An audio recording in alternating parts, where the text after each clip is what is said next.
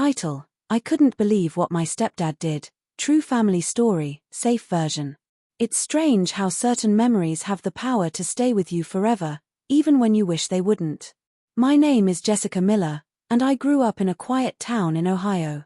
I was raised mostly by my mom, Linda, after she and my biological father divorced when I was 7. For the longest time, it was just mom and me. We had a small apartment, and while things weren't always easy, we had each other. When I was 12, mom remarried a man named Mark.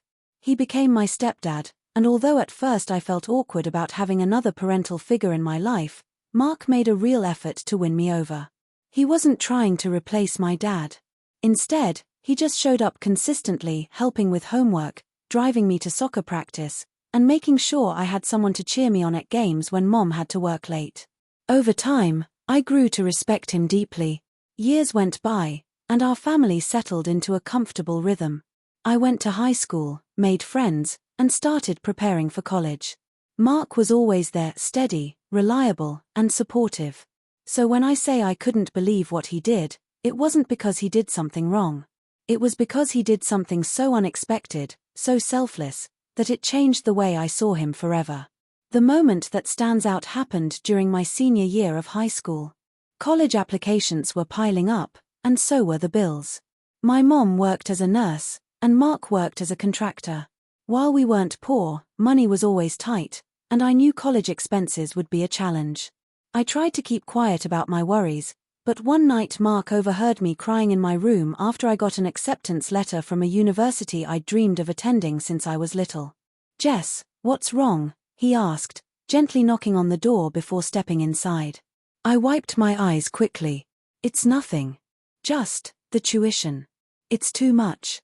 I don't want to put that kind of pressure on you and Mom." Mark sat down beside me and sighed. "You've worked so hard for this. You deserve to go. Don't worry about the money, we'll figure it out." I shook my head. "But you and Mom already do so much. I don't want you to have to take out loans for me." Mark looked at me with a seriousness I'll never forget. "Jess, when I married your mom, I promised not just to love her, but to love you too. That wasn't just words. I meant it. You're my daughter, even if we don't share the same blood." Tears welled up in my eyes again, but this time it wasn't from fear or sadness, it was from gratitude. Weeks later, I found out what Mark had done. He had sold his old truck, the one he was so proud of, just to help cover my first year's tuition. I couldn't believe it. That truck wasn't just a vehicle, it was his pride and joy. He had restored it himself, spending countless weekends in the garage making it perfect. For him to let it go for me, that was love in action. But it didn't stop there. Mark also picked up extra weekend jobs, working longer hours so my mom wouldn't have to bear the burden alone. I saw how tired he was, how his hands grew calloused from the extra work. Yet he never complained. Every time I tried to thank him, he'd just smile and say, "Just promise me you'll do your best in college. That's all I want." As my first year at the university began, I carried Mark's sacrifice with me like a badge of honor.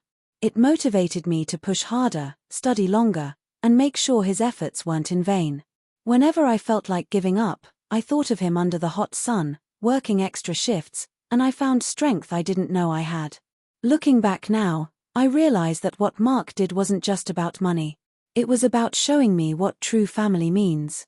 Family isn't always defined by blood, it's defined by the choices people make to stand by you, support you, and love you when you need it most. Years later, at my college graduation, Mark sat in the front row next to Mom, clapping and cheering louder than anyone else. As I walked across the stage to accept my diploma, I searched the crowd and locked eyes with him. In that moment, all I could think was, I couldn't believe what my stepdad did, but I'm forever grateful that he did it. Today, whenever people ask me about my family, I proudly say that I have 2 dads, one who gave me life, and one who taught me what it means to truly live it.